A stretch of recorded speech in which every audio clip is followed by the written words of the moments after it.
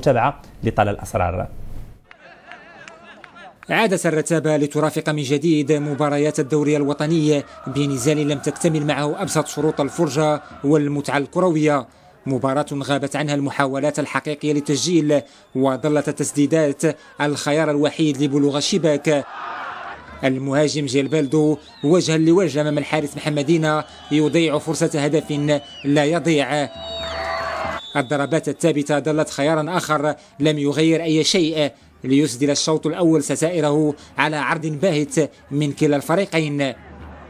خلال الشوط الثاني لم يتغير أي شيء بهجوم في المنفى ومحاولات بعناوين ضائعة وعشوائية غير مفهومة.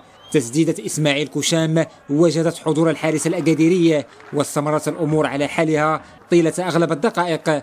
ورغم التغييرات المتواصلة من الفريقين معا، ظل التواضع لصيقا باللاعبين ليقتسم الجميع في النهاية نقاط مباراة عقيمة.